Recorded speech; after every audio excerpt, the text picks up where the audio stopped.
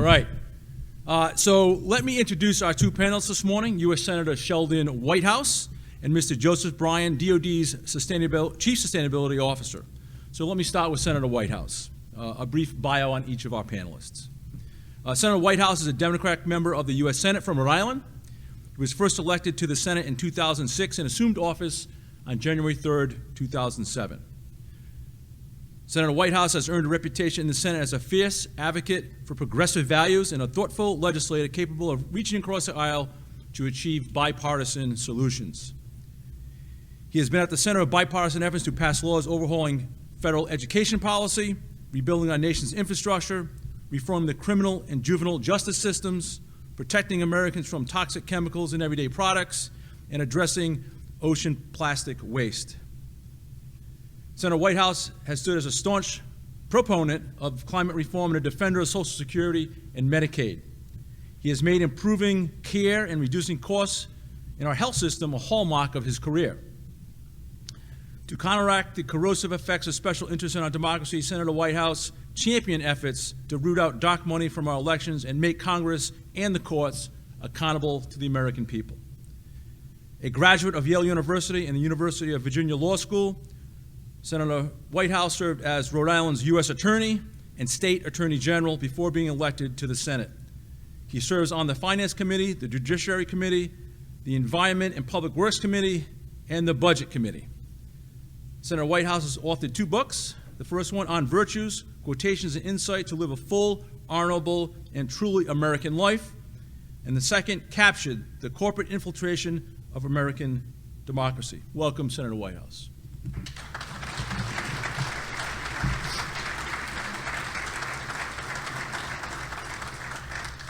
Our next panelist is Joe Bryan. He serves as the Chief Sustainability Officer and Senior Advisor to the Secretary of Defense. Prior to his appointment, Joe was the principal at a boutique consulting practice focused on clean energy, technology, and its intersection with national security. Joe previously served as the Deputy Assistant Secretary of the Navy for Energy, where he was responsible for policies relating to the department's installation and operation of energy programs. Early in his career, he led investigations for the Senate Armed Services Committee and served on the professional staffs of the Senate Select Committee on Intelligence and Permanent Subcommittee on Investigations. Joe has consulted on energy policy in South Africa and began his career working on electricity, restructuring, and state-level policies to encourage the growth of clean energy markets. He is a former senior fellow with the Atlantic Council's Global Energy Center. Please welcome both panelists to the dais.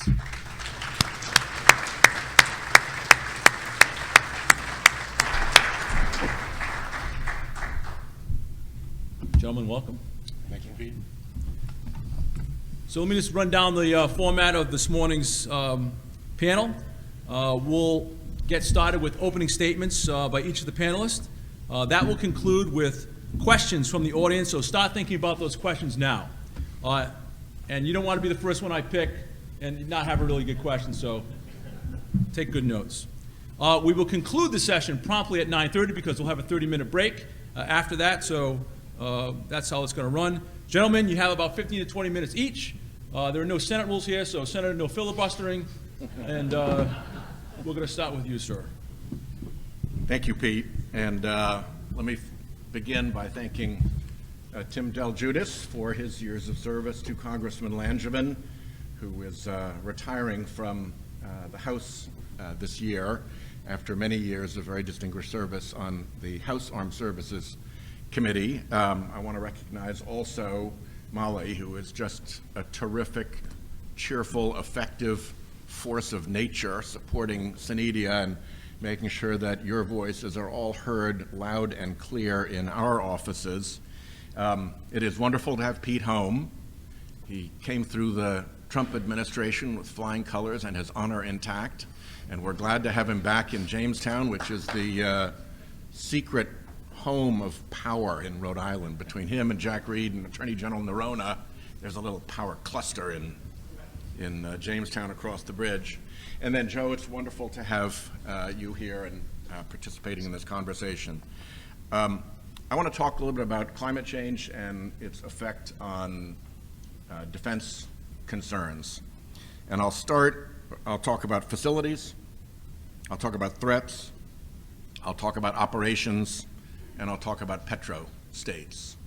So, and I'll just give an example of each so you can kind of get the idea of what I'm talking about. With respect to facilities, particularly Navy facilities, which are at the boundary of sea and shore, there are going to be dramatic changes. We're looking at 10 inches of sea level rise coming off of the Greenland glacier that's probably baked in already from the lost decade that we did nothing. That is going to have a very pronounced effect.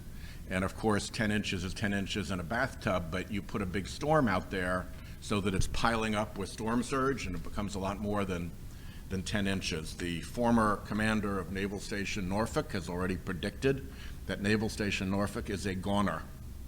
Not because you can't lift the piers, you can always lift the piers, but behind the piers, all the support for a base the size of Naval Station Norfolk, you can't lift all the schools, you can't lift all the roads, you can't lift all the markets, and when you have the kind of topography that Norfolk has, and the kind of sea level rise and storm risk that we are now predicting through NOAA and other agencies, at some point you've got to recognize that it's time to recalibrate and figure out a very different way of how you're going to base the fleet. Thanks to Jack Reed, we've actually done quite well here in Newport. Our topography is a little bit steeper, and he's been able to bring Coast Guard and NOAA vessels into the old naval station up here, and it's humming with life again, and I think we'll hum with more life as ships have to leave other bases that aren't viable any longer because of rising seas and rising storm surge risk. So that's kind of the facilities risk in a nutshell, but it's true all around the world. Diego Garcia may also be a goner, and when you consider the communications value that we get out of that facility, it's a pretty disturbing price to be paid for a lot of political indolence solving the climate problem. We've always known how to solve it. It's just been a question of getting the fossil fuel industry to get the hell out of the way. So threats.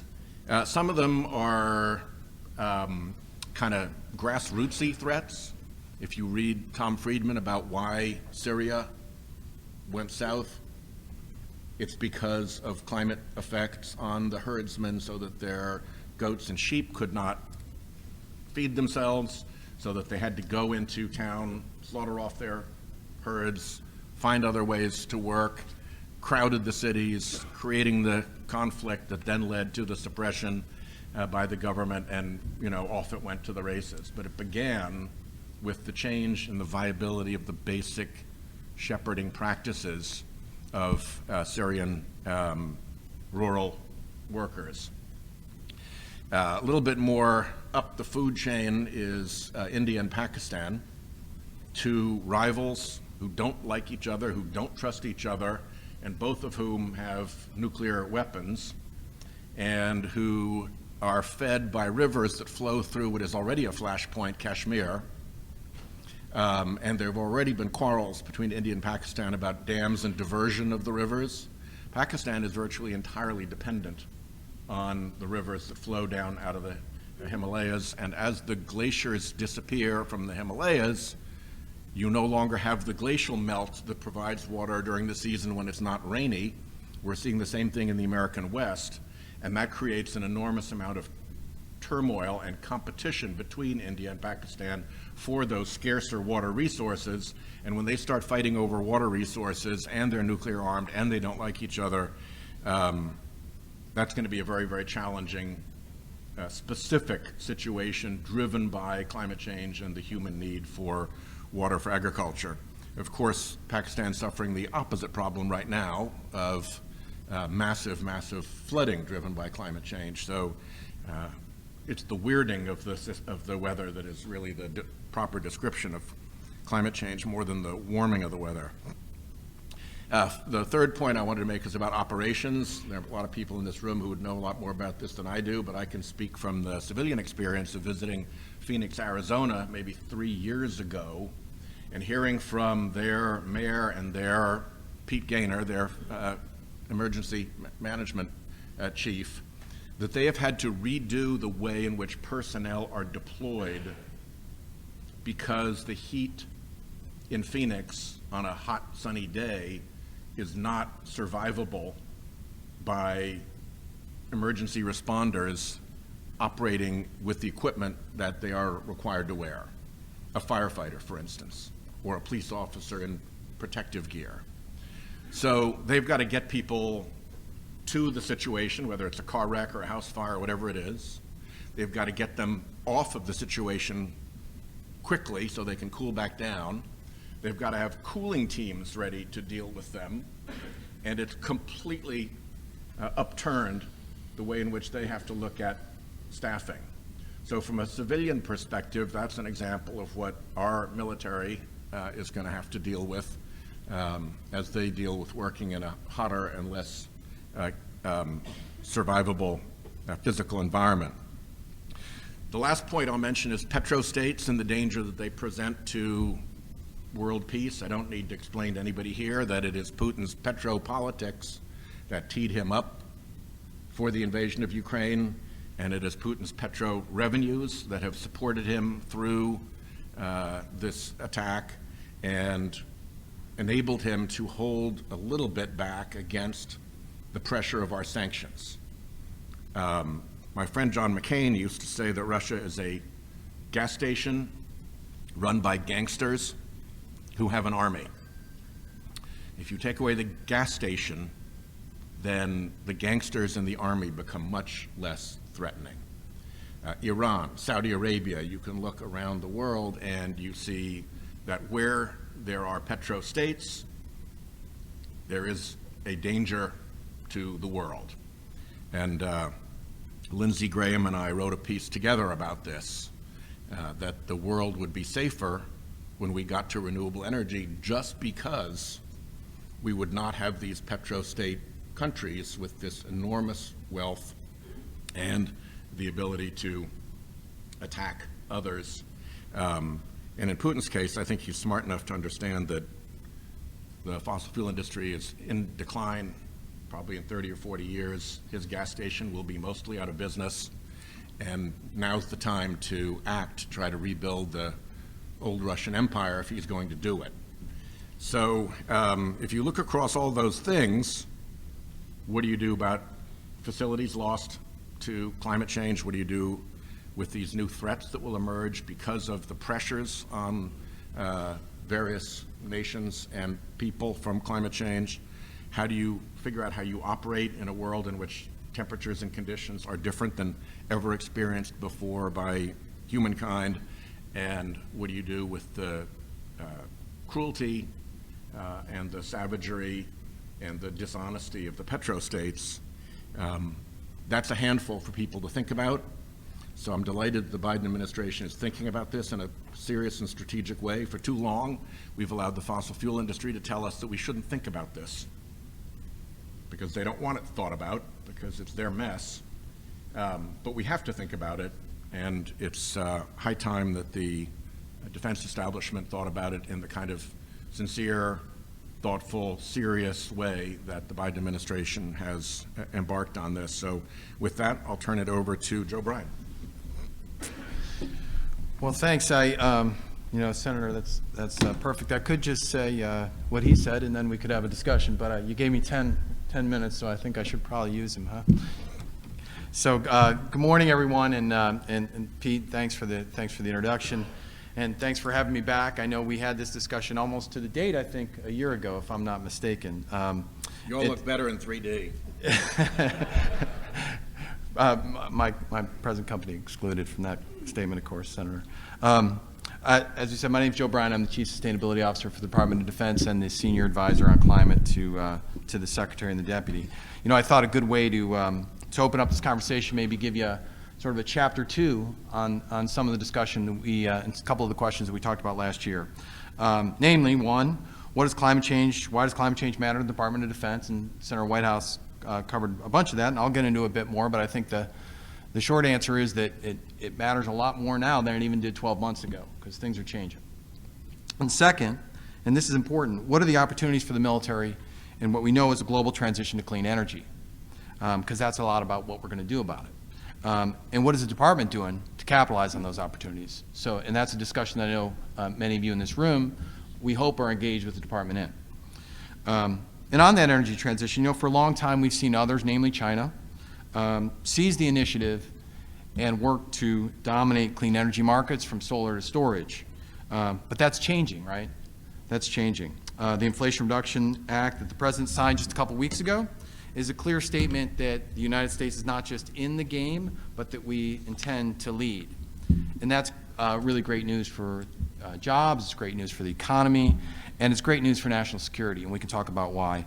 Look, Senator Whitehouse, Senator Reid, Congressman Langevin have been involved in this debate for a long time, and so we really have to recognize what is a historic piece of legislation and give credit to credit due. People have been in the trenches fighting on this issue for years. So I think we can't overlook the importance of that legislation.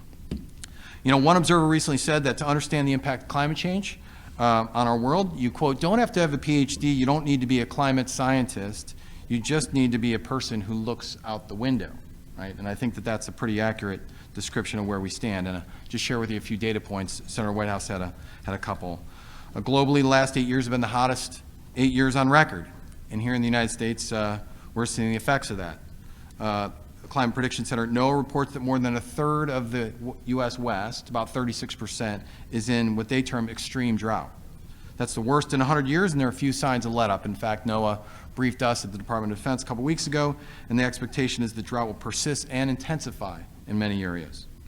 Water levels at Lake Mead, the largest reservoir in the United States, are at the lowest levels since the 1930s when the reservoir was filled, and are coming dangerously close to threatening the Hoover Dam's ability to provide power. That's a big deal. California publishes a list of the largest wildfires in the state since 1932, so about 90 years of records. 8 of the top 10 wildfires have occurred just since 2017, and 6 of those have happened in the past 2 years. 6 of the top 10 wildfires in 90 years have occurred in the past 24 months. Across the globe, we're seeing the impact of climate, from China and the Middle East to Western Europe. So why does that matter to the Department of Defense? Well, it's, as Senator Whitehouse described, it's often the military that would call and respond, whether it's to instability or whether it's to humanitarian crises, either here in the United States or around the world. And what we're seeing is that climate change is increasing demands on the force, while also impacting our readiness as well as resourcing, which isn't a small deal. Look, you can't run an installation if you don't have water. And Lake Mead supplies water to Nellis and Creech Air Force bases, 2 critical installations. You can't prepare for global missions if you're spending all your time responding to crises. And the number of personnel days that National Guard spends on firefighting has increased from 14,000 in 2016 to 176,000 person hours in fiscal year 2021. What is that, a 14? I'm not good at math, but that's like a 12-time increase. That's a lot for those of you who are, I was an art history major, so you can't rely on me to do math on the spot. Look, you can't, as Senator Whitehouse described, look, you can't train if your base is underwater or your conditions are too extreme, right? We know hurricanes have cost us in readiness and resources of the past few years in places like Tyndall, Lejeune, Offutt, Pensacola. The list goes on, billions and billions of dollars in taxpayer money. And it's not just our military. Reports were this summer that the Royal Air Force had to shift to alternative airfields after the runway melted, at least that was reported, at Bryan Norton during a heat wave in the UK.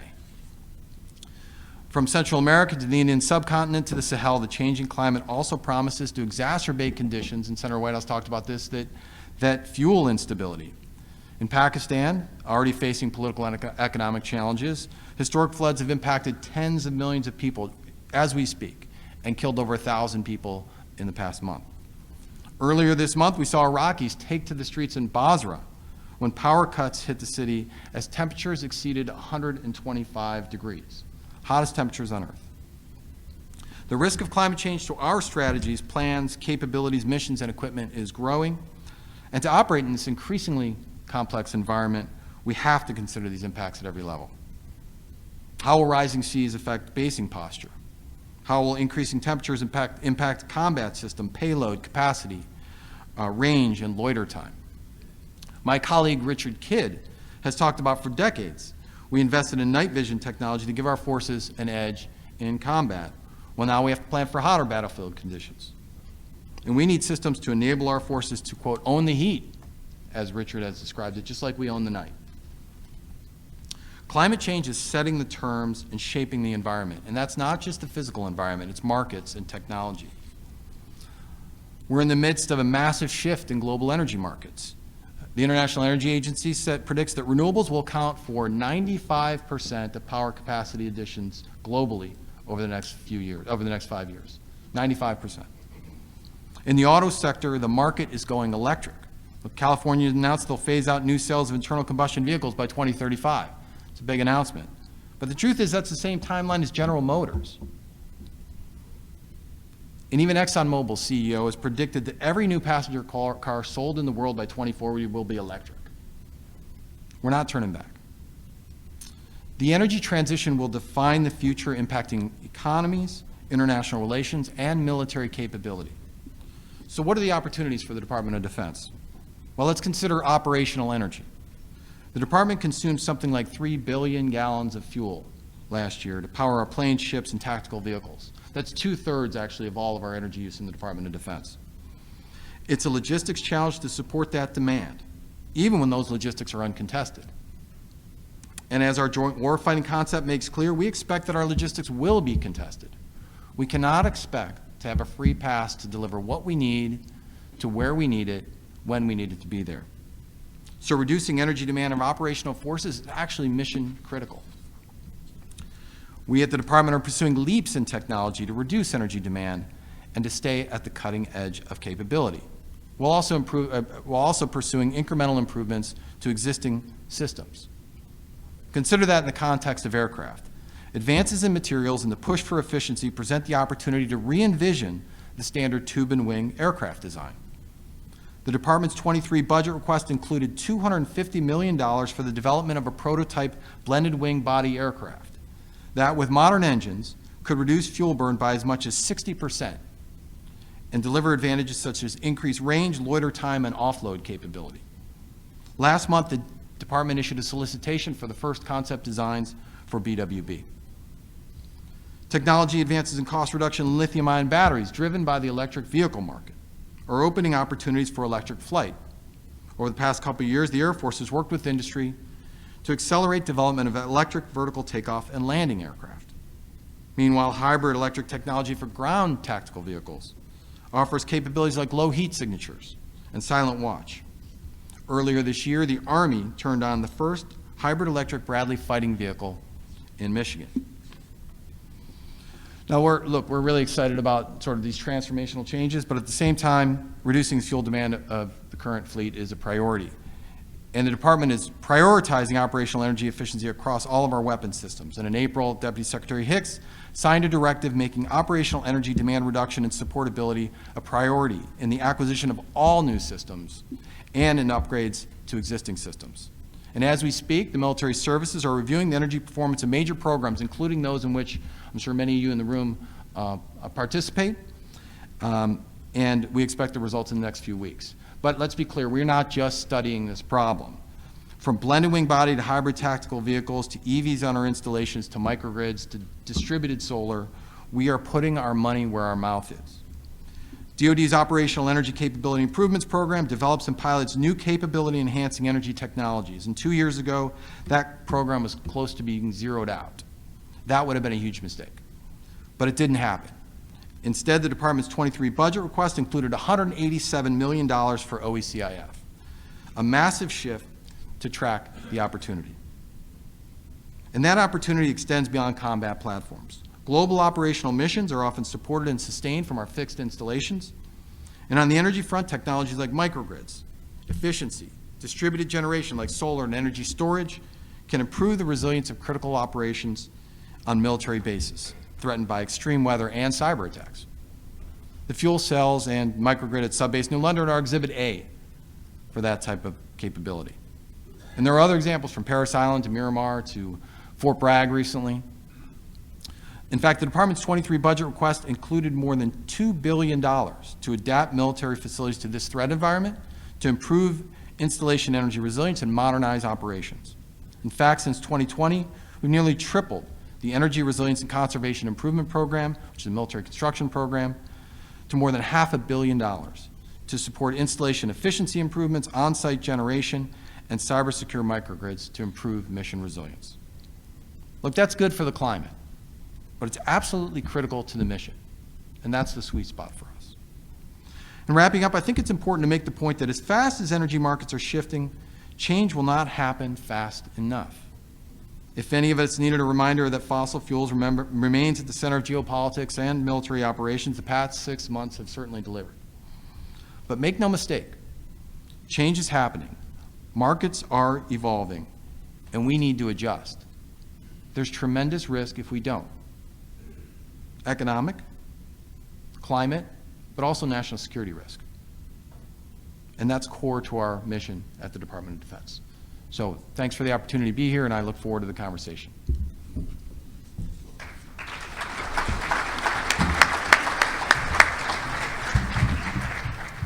Thank you, gentlemen, for your thoughtful, insightful words. So just a little bit about how we're going to do questions this morning. There are mics on the left and right, kind of center mass of where you're sitting. If you have a question, please go to the mic, make sure it's on, and please state your name and who you're affiliated with before you ask your question. I'm going to ask the first question. I'll give you a small reprieve, but after I'm done, it's all on you. And I'm going to aim this at Joe, and I think you touched on this a little bit, Joe, but DOD has taken a leading role in championing the effects of climate change on future operations and readiness. At what point does the fight against climate change become unsustainable compared to the rising costs of core mission readiness priorities? Are they the one and the same? Are they both affordable? And I hope as you ask questions, we'll have the opportunity to phone a friend. Is that part of the plan? We don't have anything here, but Yeah. You can pass it to the senator if you want to answer it. So what I would say is you know, they're indistinguishable. You know, readiness is going to increasingly be attached to our ability to adapt to changing conditions.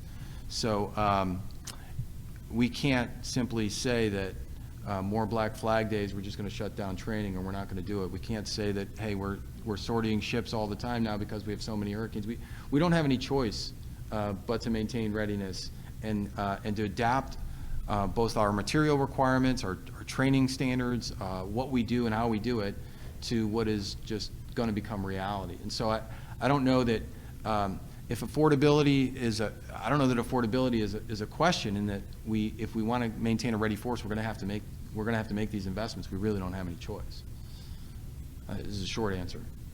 Senator, you want to in on that a little bit? I agree. You can't pick the two apart. They're not in separate lanes. The lanes overlap completely. I was at a air base not long ago in which there is equipment that we have that is time constrained because it does not survive. The electronics and so forth, the systems don't operate in the time it takes to get the vehicle airborne in the blazing heat of an Arab tarmac. So is that a readiness issue? Is that a climate issue?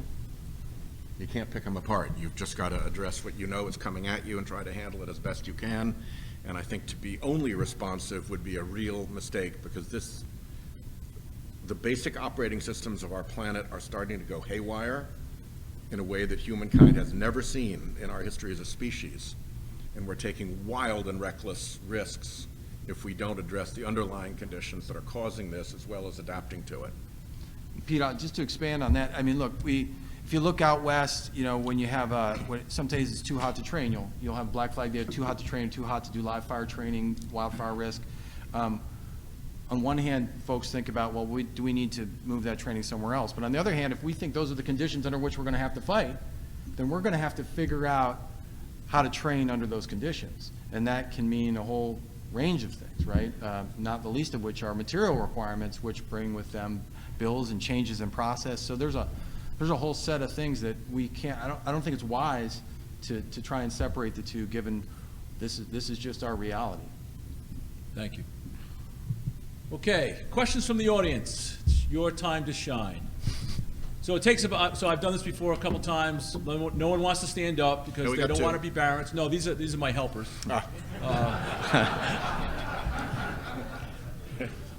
So it takes about 30 seconds. There's one or two out there that have a question. You want to ask it, but you don't want to be embarrassed. You don't want to be first. But there you go. First question. I prepared 3, but I only used 1, just in case people were shy. Just speak right into the mic so we can hear you. Can you hear me now? Yeah. All right. Stuart Bryan, IM Technology, located in Connecticut and Rhode Island. So lately I'm seeing a lot in advertising where people are basically bragging about the fact that they're net zero, right? Carbon zero. It seems like it's, when you look into the science, that it seems like it could be an impossible task if somebody can trade pollution in one place for planting trees somewhere else. It also looks like there is very little governance or oversight on these types of things, and yet people can bandy this stuff about, basically excusing a lack of willingness to change their operational functions in order to basically be able to buy their way of their kind of environmental sins. So my question is for you, Senator Whitehouse. So what do we have that is in place that we can put to help bring some transparency to this stuff to make sure that we're having meaningful change and not just saving a forest that was never in danger of being chopped down or whatever the situation is? First of all, you are completely right.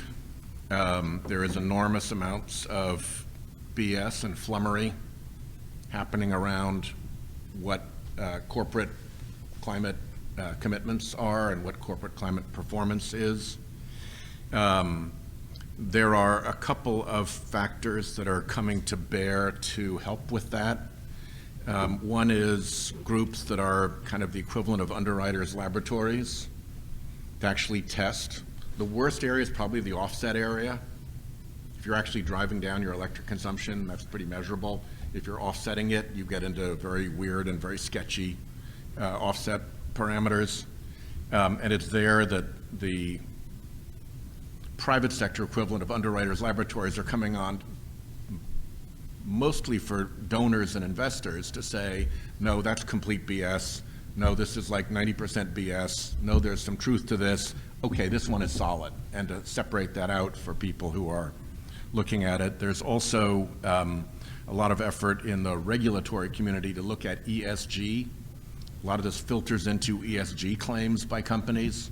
And I think the Securities and Exchange Commission and others are going to put a lot more scrutiny into the credibility of ESG claims. So, you know, the old saying, fake it till you make it. So for somebody like me, the fact that so much of corporate America is BSing about responding to climate change is actually a good first signal. And then you get serious behind that first line of public relations expressions of concern. So, you know, on the one hand, if it ain't real, it ain't real. On the other hand, if they're starting to talk about it and starting to try to define accountability for themselves, that's a good first step. And we just need to put the regulatory pressure and the private sector underwriters' laboratories type evaluative pressure to make sure that we clear out the BS from the system as rapidly as we can and get to what's real. Is that more or less responsive? Yeah, thank you. You know, I mean, the administration, just so you know, there's a couple executive orders that speak to financial disclosures, but also carbon disclosures of government contractors. So the Department of Defense and all agencies are going to be responsible for now, or contractors to the Department of Defense and all agencies, big contractors are going to be required to disclose their carbon emissions and their footprints. And there's a couple of groups and a couple of systems that try and increase transparency on that. The Carbon Disclosure Project, for example, there are science-based targets. So there are things, there are mechanisms in place that help to increase transparency. But I agree with Senator Whitehouse that the fact that folks are moving towards this, even notwithstanding an executive order, is a good signal that this matters. So that's a good thing. And not to put Joe on the spot, but if the Biden administration were to put out a updated social cost of carbon with both real pricing of the harm that is associated with emissions and very, very broad implementation throughout the purchasing and procurement function, throughout the regulatory function, something that the quasi-independent agencies could adopt. That would be a very big step in the right direction, because then in every single one of those proceedings, somebody would have to go through the analysis of how this actually performs or doesn't. And 18 plus months in, I don't think it's too early to get started on that. Thank you. Next question. Hey, good morning. Rear Admiral John Mauger. I'm the Coast Guard's 1st District Commander, the Operational Commander for Coast Guard Forces here in New England. Thrilled to be welcome our 270s here in Newport, and thrilled to be a part of this community. Senator, we've talked a little bit about the destabilizing forces of petroleum and creating world conflict. But as we go forward with climate change, we're also seeing destabilization with regard to world's protein sources and the fish stocks that come from the ocean. And so I wonder, sir, as you look at this community and the potential conflict that arises from climate change impacts on world fish stocks, what would be your comments to this community about the need to mobilize support for that issue, sir? Well, first of all, we're delighted to have your 2 new cutters here in Newport. Bravo, thank you. Very exciting. And I think the only happier people than me are your crews, which get to be in Newport. There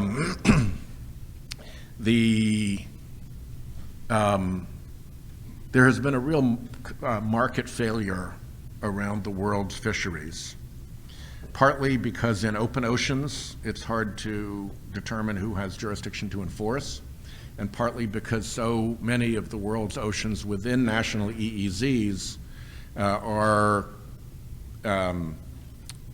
with nations that don't have the capacity to go out and enforce on their own. I was at the Munich Security Conference, and we were briefed that the decision had been taken by Putin to go into Ukraine, and in the next few days the tanks would roll. So, pretty important moment. The AFRICOM commander came to brief us and talked about fisheries. He said that it mattered intensely to his ability to perform his mission, to be able to go to these countries that have coasts and fisheries and offer help, because they don't have the situational awareness to know when either the Chinese fleet or a pirate fishing operation has come into their fisheries zone. They don't have the capacity to actually go out there and do anything about it if they could figure it out, even take pictures and document it. And they certainly don't have the ability to go out and actually enforce against a well-supported pirate fishing operation. So they need us. And particularly in the areas where China is operating, it is a huge strategic advantage of us to be on the side of the good guys when China is such a badly behaved player in the fisheries space. So entirely setting aside the question of how the world's fisheries are surviving this lawless fishing behavior is the question of our ability to take big advantage out of being on the side of the good guys with these smaller countries and push back against Belt and Road and so forth by helping support them and their local fisheries. So there are significant national security ramifications there. And of course, in some of these countries, to have those fisheries is absolutely vital to the security of the food security of the population. And when the population's food security falls apart, you're not a whole lot different than the Syrian shepherds. You now have people who have to dislocate, who have to go to alien places, who are, it's pretty dangerous. I will read my favorite quote that I carry around with me from Admiral Locklear, who was the head of Indo-Pac, about climate change being the biggest long-term security threat.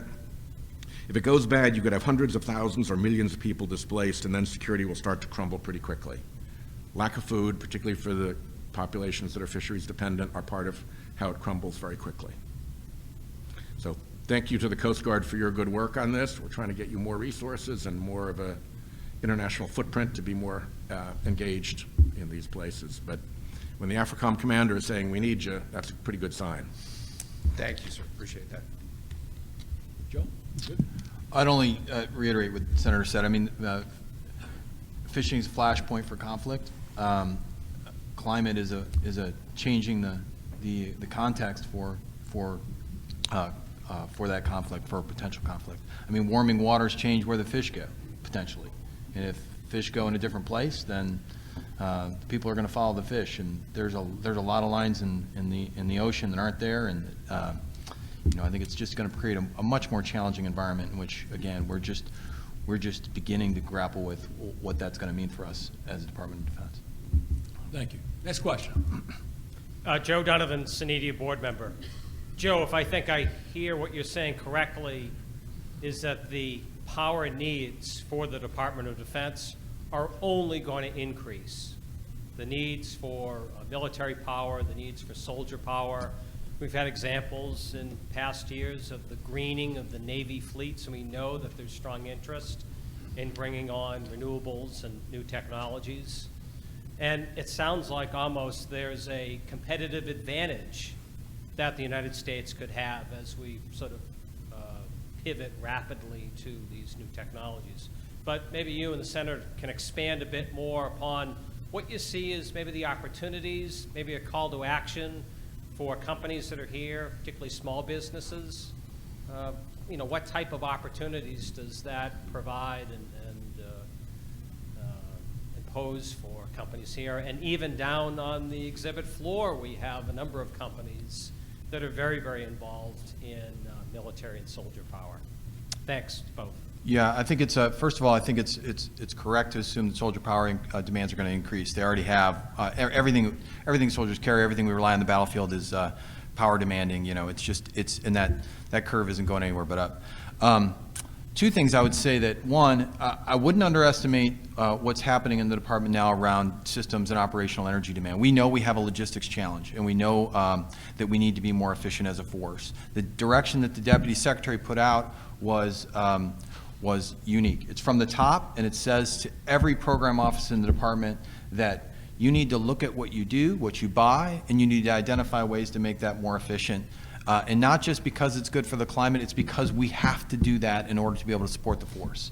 So as you engage with program offices or your primes or whomever is in your supply chain, the opportunity should be there, and you should be pushing on an open door in the department when it comes to becoming more efficient or deploying things like renewables, solar, distributed storage, a whole set of other technologies, efficiency improvements. We should be wanting that for warfighting reasons. And then I'll give you an example of a particular technology which is going to be which is already transformative, and which is going to become more so both in the commercial side, but in the Department of Defense, and what the risks and opportunities are for us, and that's batteries. Lithium-ion batteries are at the core of the energy transition. They are being driven, no pun intended, by the massive growth in the electric vehicle industry. There's right now probably close to $1 trillion invested or directed for investment in the lithium-ion battery supply chain. To give you a sense of why that matters to the Department of Defense, the Navy alone has between 1,000 and 3,000 existing systems that rely on lithium-ion battery technology. That's massive. Anything from submersibles to directed energy, future directed energy weapons, to lasers, to handheld radios, it's all lithium-ion. Now, our supply chain right now for lithium-ion batteries is on battery production. Some of it's in the United States, but it goes directly back to Asia. So there's almost no, U.S. has a very weak position in extraction, very weak position in minerals processing, very weak position in anode and cathode manufacture. So there's almost none in the United States. So we carry a lot of military risk for that supply chain.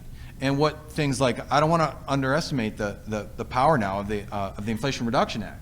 What we're trying to do is drive investment back into the United States, not only so that we can support an electric vehicle industry, which needs to be competitive globally for our economy to be competitive, but because we need to bring the defense supply chain security to bear. We need to secure our entire supply chain for defense purposes in the United States, and future capability, in addition to existing capability, depends on that. If we are putting out lasers there that we have to source from a Chinese cathode maker materials from, that's not a great situation for us. And currently that's the way it looks.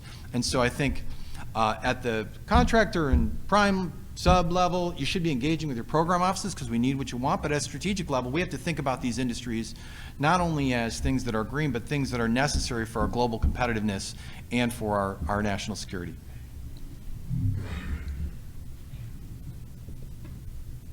Senator, any interest?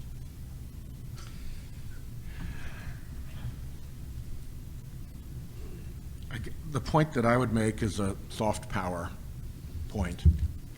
And it'll take me a minute to make it, but I think the United States of America put an enormous amount of credit in the bank with the Marshall Plan after World War II and with MacArthur's rebuild of the Pacific area after World War II. I grew up in the Foreign Service. We were not on the Champagne circuit. We were on the trouble spots circuit. And in my life, I saw two things that were very, very clear. One, people were willing to take their families to difficult and dangerous places because there was something about America that made that worth it. And second, wherever we went, through good decisions and bad decisions, through good relationships and bad relationships, that credit that America was different, that America was better, was always out there and created a tidal pressure in our favor that has lasted for a generation, for 2 generations perhaps. And my worry right now is that we are at risk of losing that favorable tide, that the way we are behaving in this country right now is not setting a good example for democracy, and in particular on this question of climate, because there are a lot of very poor people around the world who are going to suffer a lot because of losing their flocks, losing their fisheries, losing their farms, losing their forests. And when they do, our rivals are going to be there to point out that we knew about this problem 2 decades ago, and that this vaunted American democracy could do nothing about it because we were so corrupted by the fossil fuel industry and the money it pours into politics that we just threw up our hands. And now we're 12 years into complete failure from the days when I first got to the Senate, and this was a bipartisan issue, when John McCain carried the Republican Party's banner into a presidential race with a strong climate platform. The fossil fuel industry killed that, and they killed it on purpose, and they killed it using political money. So I think they've done enormous damage to our soft power in the way that they've behaved and in their irresponsibility and their political malign acts. I think it's important for other corporations to step up and address that. There are too many major trade associations that have backed away from doing anything about climate because they don't want to offend the fossil fuel guys. The 2 worst climate obstructors in America, according to a recent study, were the U.S. Chamber of Commerce and the National Association of Manufacturers. There is no innate reason for either of those groups to be the 2 worst climate obstructors in Congress. So for anybody who is a participant in trade associations, which are our perennial visitors, take responsibility for the behavior of your trade association. And if it doesn't meet the goals of your company, if it doesn't meet the standards of your company, if it doesn't meet the aspirations and values of your company around this climate issue, fix it or get out. Because our situation in Congress is artificial. We can do this. We can go back to it being bipartisan like that as soon as the political hydraulics deployed by the fossil fuel industry either abate or have hydraulic counterpressure from the rest of corporate America. And I will tell you right now, other than Patagonia and Ben & Jerry's, there is nobody on the right side of this issue from a corporate point of view in the world in which I inhabit. There's a lot of big talk out there with the shareholders and with customers, and we talked about the ads and the net zero stuff. In the world I inhabit of Congress and political pressure, there is essentially zero counter pressure from corporate America to the fossil fuel industry. And from my history, looking at how much American soft power and American credit has meant in the world and the tide that we've enjoyed of goodwill because of the way our grandfathers behaved, that would be a tragic, shattering loss to sustain. Sorry, but that's my world. So unfortunately, and thank you, Senator, for that. Unfortunately, we have run out of time. So please give us a good round of applause for our guests.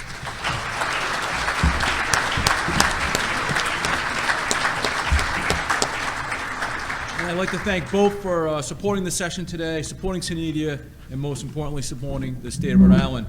On behalf of SENEDIA, gentlemen, let me present this challenge coin as a token of our appreciation. It meets the gift rules, so. Can